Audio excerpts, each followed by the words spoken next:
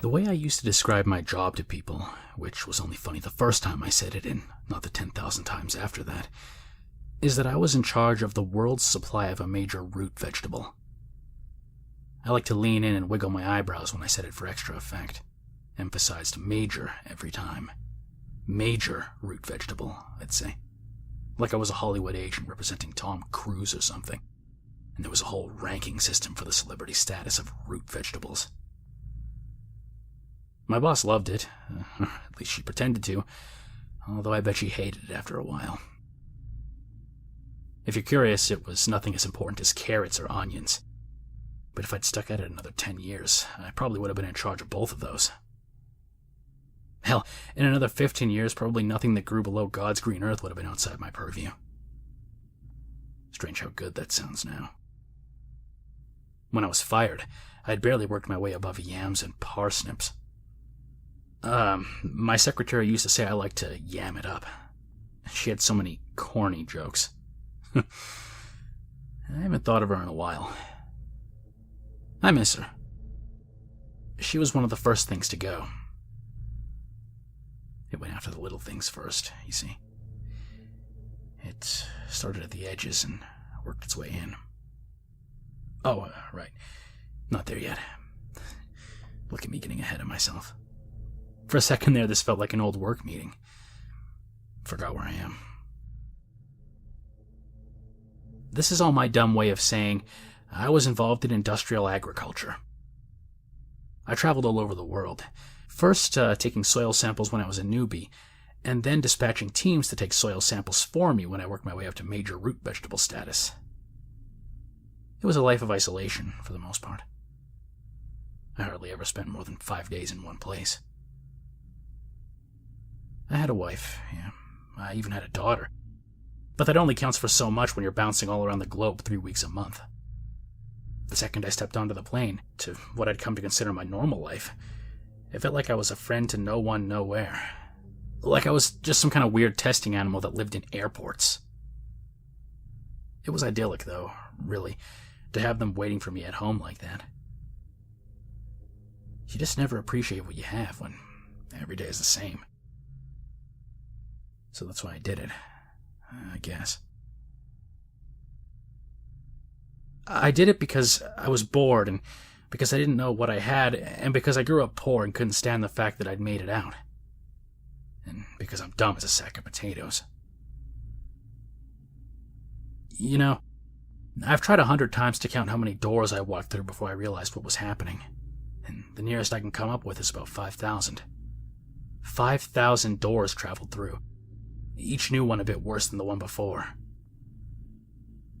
It's accelerating now. The doors are exponential. It took me a while to figure that out, too. When I first started, they didn't even change anything that big. Maybe my shoe would come a bit untied, or my hair wouldn't look quite as nice. I walk through a door now, and it's as big a jump as all those first 5,000. Maybe worse. Consider yourself warned. Someone has to know. Just in case it travels this way again. It's not an infinite number of worlds, you see. God help me, but there's not. I think it yo-yos back and forth. It came for me once. That means it has to come back this way. Eventually. I found it while I was working. I was walking through some godforsaken bit of the rainforest in Brazil. That's as much as I'll tell you, not that it matters. It's not there anymore. Not in this Brazil, at least. I was born there, you know. Took pains to hide it after I came stateside, even though it was nothing to be ashamed of. I liked it when people thought of me as just a body that did a job and not some guy with a whole past life and everything. Not even sure why I'm telling you, but I was born less than 100 miles away from that place. My dad took us away from there not long after I was born, but... never mind. It doesn't matter. All that connected me to that door was my own shit choice. I got an email the weekend before I found out that we were looking to buy up acreage in the area and clear the land. Tens of thousands of acres. On a purchase that big, I was obliged to go out with the teams and see what the land was worth. I don't really know why I had to go. It's stupid. I wasn't going to learn anything firsthand that would have been even a thousandth as valuable as what I could get from soil tests and drone surveys. Policy's policy, though. You don't get to be in charge of major root vegetables without learning how to take orders. You think the Roman legion had discipline? Try living your life at the whims of a plant deciding to grow or not. So there I was, pretending to be Indiana Jones and hacking my way through the jungle. When I came across the door... The locals don't know shit about it, by the way. No legends, no stories of gods, no whispered threats of wandering demons who ask people to walk through doors. I made a habit of reading up on the local cultures, and it's not in any of the books. Not in any world I went through. And nobody's ancient grandmother knows about it either. Believe me, I asked. I asked hard, too, if you get my meaning. You don't literally burn down the rainforest without becoming a certain species of bastard. And I was desperate by that point. Here's what I learned to save you the time. The door wasn't from this world. It might not be from any world. I think the door was just moving through this world by chance, and I happened to cross it through pure dumb bad luck. It was still me that did this stupid thing by walking through it. I found the door in a clearing, which is a rare thing if you've ever been to the Amazon in any world. Everything on the forest floor is dark there. They don't call the trees the canopy for nothing. So when I saw the clearing, I was curious. I figured there had to be a pond there or something, but there wasn't. I made my way to the clearing, and in the middle, there was the door. It looked a bit like Stonehenge. 3 coffee black timbers, 2 straight up, the third laying across the other 2. Not made of any kind of wood I'd ever seen before, and given my profession, that's saying something. The grain was finer than oak or rowan, and when I say it was black, I'm not kidding. I shouldn't have said coffee. It was black like squid ink, like the bottom of a cave older than the sun. It was the simplest kind of door you'd draw as a kid. Except on each beam, in English, although I suspect this writing probably looked different depending on where you were, so it always gave the same message. It said, "All the agony you could ever want." So basically, the door to hell is right there in the middle of the jungle with no preamble, neatly labeled in the language I could read. What a thing, huh? It seems stupid on the face of it. And maybe if I'd felt it was stupid, it wouldn't have worked. It wouldn't have drawn me into it like it did. You ever flick a loose tooth, just so it'll hurt for a little bit? I do. Every damn time. If I wasn't that kind of person, I'd have just walked away and made a note of it in my report. There, in the middle of the damn jungle, with nobody around me, it felt as serious as a heart attack. As serious as student loan interest, and 401k plans, and the mortgage and the economy were meant to be serious. It also felt wrong. Heavy, like it was more real than everything else around it, and it tugged at everything around it with some weird gravity, like it was more there than anything else was there. I've always felt pain is more real than anything else, and it excited me. Taking it as seriously as I did, you would have thought I'd be afraid, but my dick could have cut a diamond, and my heart was up in my throat. Like it hadn't been since I was a teenager, and I saw my first porn mag. Here, at last, was something real. Here was consequence. All I could think of was my whole stupid, boring life, and how it was just going to keep going on and on. How I'd keep committing these distant crimes against nature, one pen stroke or email at a time, until I got old and died in a retirement home, and somehow because of that. Seeing that door made me harder than I'd been on prom night. Maybe it was hell on the other side of that door, I thought. But if so, at least hell is an important place. Hell is significant. Hell is different than doing the same thing every day. In hell, you can't watch your life go by because you're too busy watching Netflix or Hulu or trying the latest fad diet with no meaning to any of it. Things matter in hell. Hell is one of the realest things there is. Hell is distinct. You are the focus of attention in hell because everything there has to conspire to make you miserable. I want it to be real, like my idea of hell. I want it to have meaning. I wanted consequence to my life. I wanted distinction. I wanted attention. I ran to the door and threw it, closing my eyes and expecting that at any moment a demon would come out of the forest and eat me whole. I felt the shadow of the door pass over me as I passed under it, and my whole body went cold like I'd gone polar bear diving or something. It was the most thrilling experience of my entire life. I fully believed I would be devoured, and it thrilled me to face death. I even came, if you want to know. I kept waiting for the demon to come, but it never did. It doesn't work like that. The worst demons kill you by inches.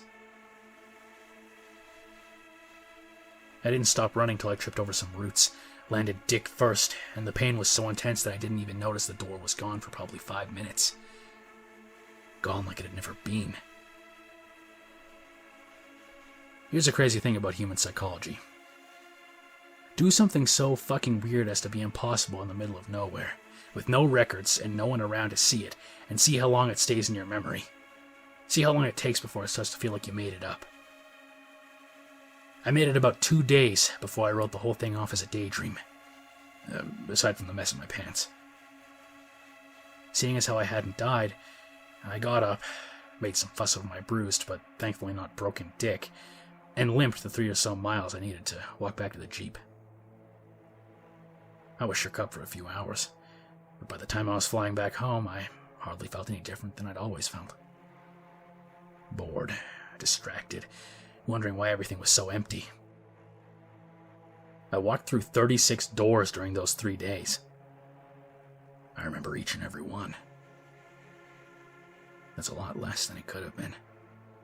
A whole lot less. So I guess I should be grateful. What did I notice first? Let me think. The in-flight magazine on the way back wasn't any good, but then I don't think they ever are in any universe. This one didn't even have any advertisements for cool gadgets, though. It was just a bunch of boring articles about flying safe. I remember one of the peanuts I ate was sour and the flight attendant was rude.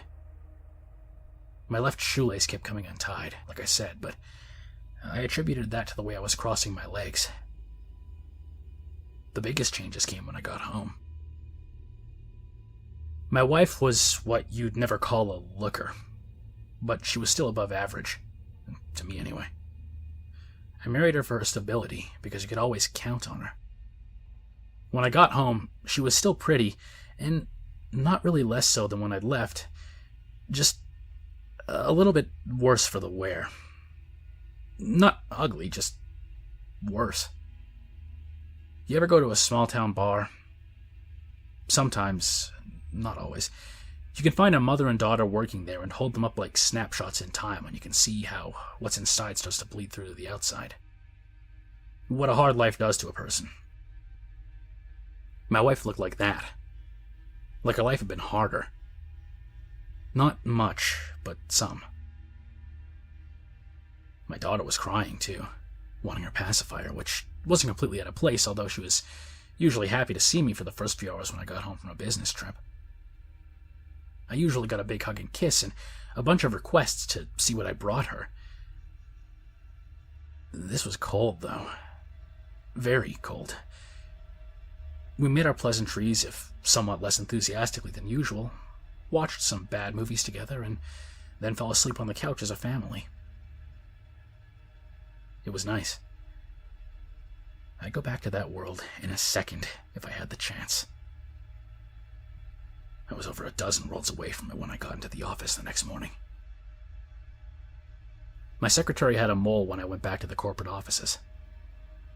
She hadn't had one before. It was the size of a pencil eraser right on her neck. I didn't know how to ask about it without being rude, so I didn't say anything. I tried to mention it to my boss later, without coming out and talking about it directly, but she just played dumb. Didn't even seem to know what I was talking about. My boss was still warm to me, though. Flirty but professional. Like she'd always been. You know how many doors I walked through on a given day back then? Here's a taste. Bedroom door, bathroom door, back out the bathroom door, front door, car door, back out the car door, lobby door, elevator door, office door, conference room door. The office, by the way, did not have an open floor plan. Everyone was crammed into some office somewhere. On a given day, I'd walk through about 50 fucking doors. 50 doors! On any one given day. My wife had dyed her hair blonde by the time I got home that night. She'd never been vain before, but this was super blonde. Trashy blonde. And our daughter was hollering like I'd never heard before. My wife just got up and put in another DVD. No talks about feelings, no kissed ouchies. Nothing personal to it at all. My wife announced she'd felt tired and would be microwaving our dinner. I didn't know what to say. We'd always been pretty traditional on household responsibilities, but I didn't feel like I could come out and condemn her for the house falling apart. We didn't talk much, and we both know our marriage had been circling the drain for a while, but neither of us was driven to either leave it or make it better. My focus was on my work. It was just the kind of sacrifice I made on behalf of major root vegetables. And I figured I was paying the price for success by letting it go. I also felt like I'd find a way to make it better later, and that it wasn't worth a fight. That's how I thought back then. Always thinking I'd make it better later.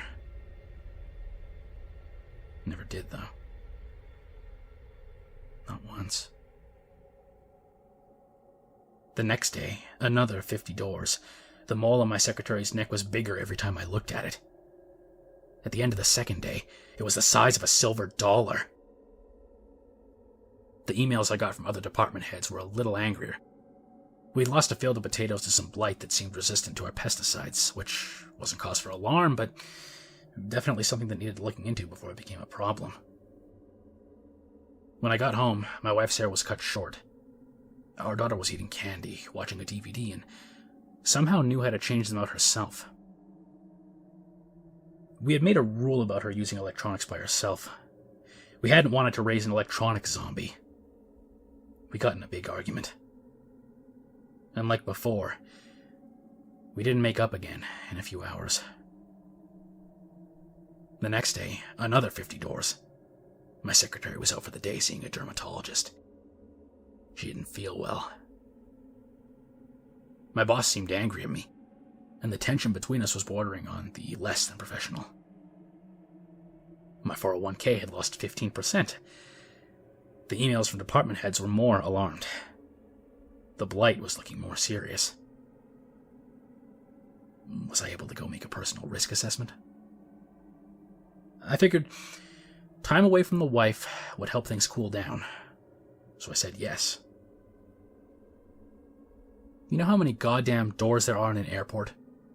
Departing and arriving. Forget about it. My wife was gone by the time I got home. Our daughter was with my wife's parents. She'd gone to Bermuda and maxed out our credit cards in order to find herself. I was gutted. But for the first time in my adult life, I felt awake. I felt keen and aware as I had when I was a kid on the streets. I was miserable, and alive. Consequences here at last. Something to snap me out of the goddamn daydream. As bad as that was, I'd even be happy to go back to that world. All that bad stuff was just stuff that impacted my personal everyday life. Even my secretary wasn't that bad. A few months of treatment and she would have been fine. Nothing real bad had happened then. Nothing global. I called in sick to work when I got back. Said I was going to be working from home for the next few days, or not at all, and didn't leave my bedroom for the next 2 days. I was wallowing, but my mind was racing to figure out what to do. I felt alive and ready to take action at last. I didn't get up once, not even to get up to eat or go to the bathroom. My life was horrible, but it stabilized for those 2 days as I sat there plotting how to put it all back together. That was my first clue. My boss even sent me a sympathetic email, telling me that she could find someone else to do my work for me if I needed time away. I should have said yes. If I'd left it there, maybe I could have found a way to bring it all back around somehow. I didn't, of course. You know me. I was putting off the fix for later. Even after just a couple of days, things started to feel the same again. On day 3, I decided my wife's choices were outside my control, and that any grand gesture on my part would be futile, and I spent the next week burying myself at work. No matter what I did, every day the situation got worse and worse.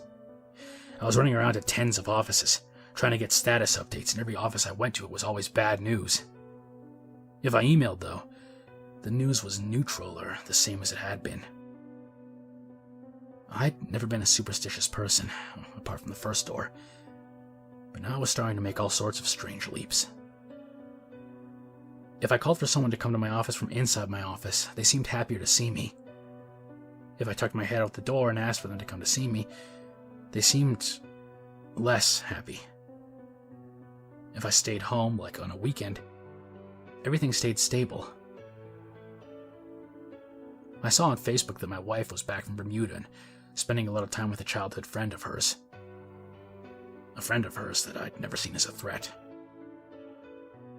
Apparently, he'd recently lost about 50 pounds of fat and put on 30 pounds of muscle.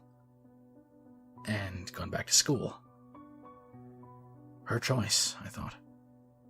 Her choice. What could I do? I tried calling her. She never answered. At night, I dreamed of the door.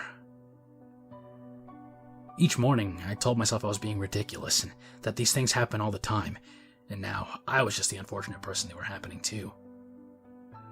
Wasn't this what I wanted, though? Wasn't this what I'd asked for when I walked through that first door? I sure as hell felt awake every day. Another week passed like that until I collapsed. Ordered myself a bunch of pity pizza, and this time I didn't leave my room for 3 days. I watched a lot of Netflix and cried myself to sleep every night. Oddly grateful that at least my life wasn't boring anymore. At least I could feel that I was alive every day, even though I was in pain. I made plans with my wife's parents to go see our daughter. There was no reason she should be neglected, and it had been 2 weeks since I'd seen her. With the trips I'd had to take, not talking to my daughter, it seemed easier than explaining why Mommy and Daddy weren't together anymore. It seemed kinder. Truth was, I also felt like a selfish bastard for focusing so much on myself. I told work the time off was necessary for me to put my marriage back together. My boss was less than happy about this, but she agreed. She told me she thought of me as a son, and that there's nothing more important in the world than family. In my waking hours, I'd finally started to think of the door I'd seen in Brazil. I started to wonder how it was that everything kept going wrong. I started to wonder if it had been real and if I was in hell. I still didn't realize how bad it could get. By the time I got to my wife's parents' house, I was no longer welcome. I made a fuss and they threatened to call the police. I forced my way inside and I discovered my daughter wasn't there any longer. My wife had picked her up and taken her to her sister's house. No matter that I talked to them only a few minutes ago. No matter that my daughter waved to me through the window. I went to their guest room where my daughter usually stayed, and that was the first time I felt a big change.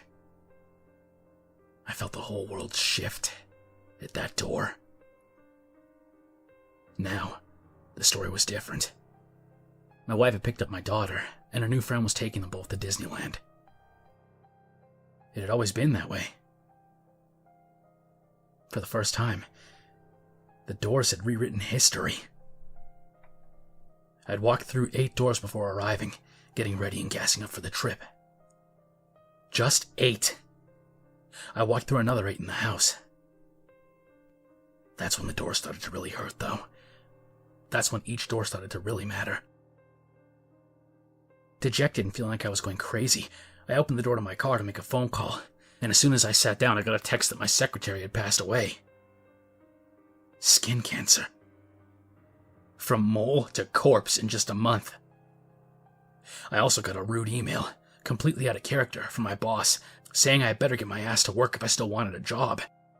And it also seemed angry at me personally somehow for not being there. Like I'd betrayed her.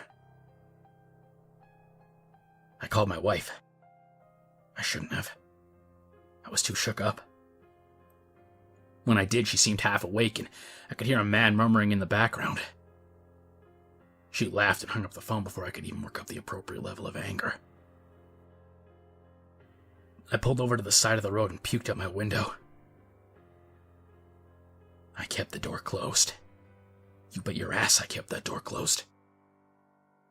I was sweating, trembling, as it all started to come together in my head. The doors. I knew it then, as I should have known it all along. It was the doors. It has to pivot to be a door, by the way. Windows don't count. I didn't know that then, though. I figured that out later. It's the pivoting that matters.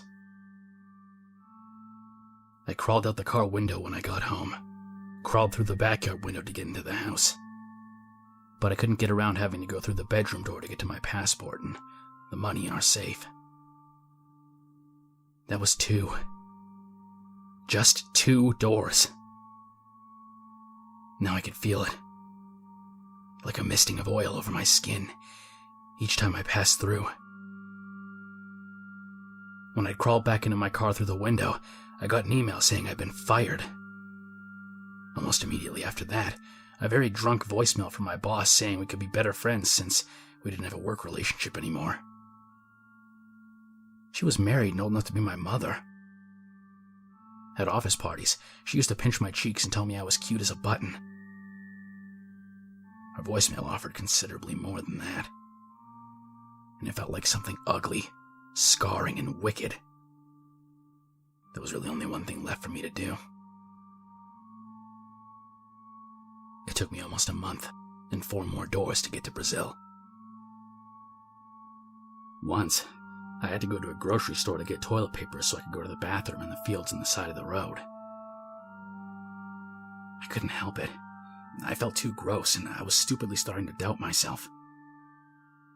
You can only drive so far before your entire psyche dissolves, and you question everything you're doing. Go on a road trip with somebody sometime, and it only takes a few hours for them to tell you everything they've ever felt or done. The doubt ended shortly after I grabbed the toilet paper. The door on the way in saw me getting a text message from my wife that she wanted a divorce. The door on the way out got me another text that my daughter had been diagnosed with a learning disability. She'd been in the gifted kindergarten program before all this started. You'd be surprised how creative I got. The lies I told.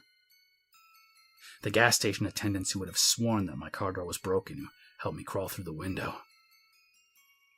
The way I'd ask hotel staff to leave the windows open for the room so I could get some fresh air circulating before I took occupancy.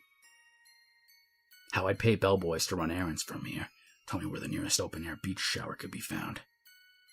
The drive-ins where I'd stockpile whatever salty, greasy concoctions they had so that it would stay good for longer.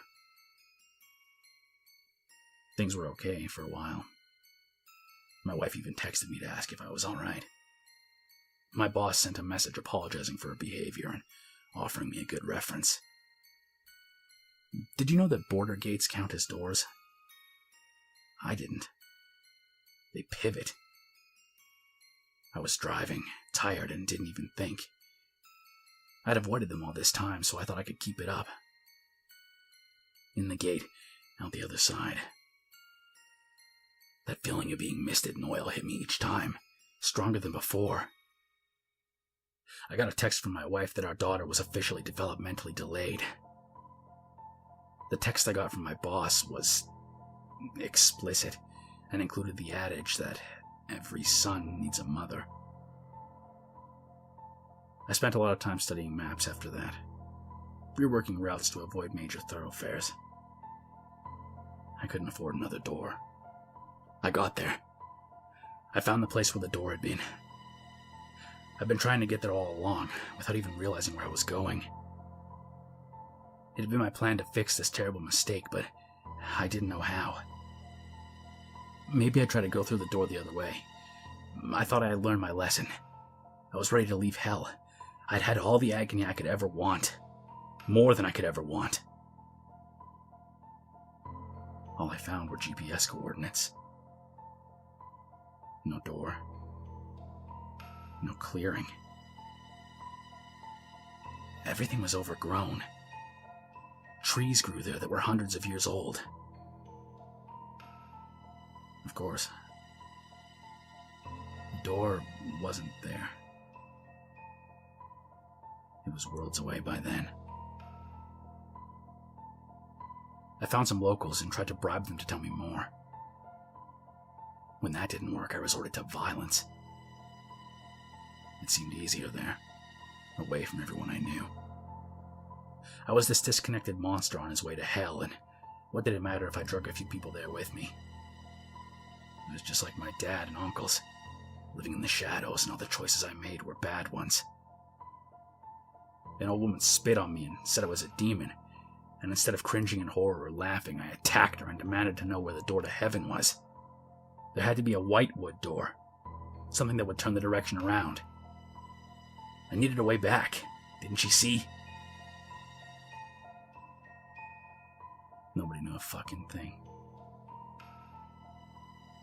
I spent a whole summer out there asking. I was almost insane by the time some old coworkers found me and took me to this hospital. So don't blame me for the way the world is now. I couldn't put up much of a fight by then. I hadn't even gone into a hut, you see. Not one door after that border gate. Not one. I slept every night under the stars and garbage out of alleys. Not just for my sake, because I was terrified of what the changes would do to the rest of the world. My friends broke the world when they brought me here. The whole world. It just broke. First there was the door of the ambulance they put me into. Then going back out the ambulance. The doors to the hospital's main entrance. All the doors they have for the different wards. The elevator doors, the room doors. I don't think any building has more doors than a hospital. While I was unconscious, I must have passed through hundreds.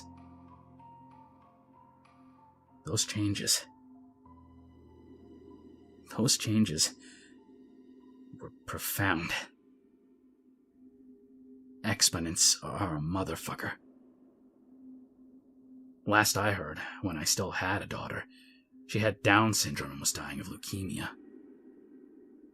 I was forced into an isolation cell one night, and by the time I got out, she'd never been born. My wife's remarried and pregnant. Triplets. Oh, and she's somehow been addicted to crack cocaine for the last 15 years. My boss is writing an erotic novel with thinly veiled versions of us doing obscene things, and I hear it's expected to sell big. If that were all that was wrong, I wouldn't even mind. I love my daughter. I'd give anything to bring her back. But she's only one person. As much as I love her, she's still just one person. Nobody else is even hurt by her being gone. This world, the one we're in right now, there's hurting everywhere. This world is all wrong, top to bottom. Did you know that I'd never even heard the term developing world until I woke up in this hospital? In my world, the Soviet Union peacefully collapsed in 1972 after being bankrupted during the space race. Democracy spread to every nation on Earth. It was like wildfire. China reformed during the Tiananmen Square uprising with no casualties. The US never overthrew the Iranian government, and it stabilized and modernized the whole Middle East. There were still poor countries, but there wasn't anybody starving anywhere. There weren't whole countries that people from other countries couldn't go to. We burned down parts of the Amazon for my job, sure, but we did so under careful government scrutiny and at a rate set by someone other than us. And nothing like on the scale of what I see in the news here. We choked global warming, and it was already ending. What else? No 9/11 either. There were wars in my world, but America never got involved. The wars were mostly just tribal conflicts, and the body counts were in the hundreds. We discovered and cured AIDS in the course of 15 years. Getting an organ cloned was expensive, but it was FDA approved in 2005. Rest homes were bad, but the Alzheimer's and dementia meds we had would keep you sharp until you kicked the bucket. I swear on the memory of what my life used to be, that I'd only ever seen kids starving in Africa in history books before I woke up in this damn hospital. Before all of this started. I'd even been planning a grand 3-month tour of the African Federation with my whole family. My way of making up for the toll that a certain major root vegetable had taken on our home life. Africa used to be the #1 tourist destination on Earth. Well, that's gone now. It's all faded. Everything here seems like it's falling apart when I'm not walking through doors. You're just starting to get reusable rockets, but we'd had them for 10 years when I walked through the first door. Congress passed a budget to build the technology in 2000, saying it was time that America came into the future for real. We were expecting the first manned mission to Mars in the 2018 launch window. I bet that's the big thing that'll go away with the next door. That and self-driving cars. We had those too, but they were just starting to get mainstream, and I was waiting another couple years to buy one when the prices fell. It's just the kind of things the door likes to take away. It hates anything that points at the future, anything that makes the world brighter or better. It'll be gone next time, mark my words. I suppose I shouldn't even care, knowing where I'm going. There's only one place left for a man like me. I've been having nightmares. Real bad ones. There's a world below all the other worlds, and I see it when I sleep. I think it's close. Maybe it's not a world. It's not round, it's just flat, like a plane that goes on forever. There's a moon there, but it's just a face. And it's screaming. And, oh God, how it screams. It says awful things. The worst things you've ever heard in your life, and each time I fall asleep, the things it says are worse than before. It watches me while I'm there. I'm sure of it. It hates me. Nothing has ever hated me that much in my whole life. And there are giants, too. Bigger than anything you ever talked about in your astronomy class, even. Giants the size of galaxies, who want to hurt you forever. There's no escaping from that world. If you dug into the ground of that world, deep down, well, that's the end. There are so many worlds, and that one is the last world. The world at the very bottom of everything. End of the line. You go below that, nothing at all. I know, because in my nightmare last night, I tried to dig a hole into the ground. I figured nothing could be worse than that place. I was right. When I looked through the hole I'd made in that infinite plane, I saw nothing. Really, nothing. Not white, not black, just the clarity of glass going on forever. I'd kill myself, of course, but death is also a door. Death is a big door. I never knew your whole self pivots when you die, but you do. I've already tried 3 times. I sliced open my wrists with a piece of glass and bled out, and then I just woke up and the window I'd smashed was whole again. I hung myself with my laundry and choked to death. But then I woke up and the pipe I'd hung myself on had broken and all I got was a sore neck. I even drowned myself. There used to be a duck pond out back. I know you don't remember it. You never remember any of the changes, Doc. Besides, it's a puddle now. You also don't remember that there used to be no Ebola, no North Korea, and no subprime mortgage crisis. You didn't even remember that I used to have hands and feet to fight you. That I used to have eyes to watch you pretend to give a shit. That I used to have a nose and could smell your cheap cologne. That I could taste what the shitty hospital food you shoved down my throat was. You don't remember that I'd never been tortured and maimed by kidnappers before you took me through the door to this room. I know you're discharging me, Doc. My family's having me flown back somewhere closer to home. I get it. It's beyond your control. I know you're moving me. I know you're going to strap me to this bed, and that you're going to take me through what? 7 doors? 9? 13? I guess it doesn't matter anymore. I've seen where I'm going. There's no turning back. I might as well be on my way. Please stop trying to tell me I'm crazy or that I need drugs or whatever it is you're going to say next. You always find a way to tell me I'm nuts, no matter what the world is like, and for all the different diagnoses you've always made, you always fall back on that prescription pad. It's not going to be okay. Stop wasting my time. I'm a very important man. I used to be in charge of the world's supply of a major root vegetable, you know.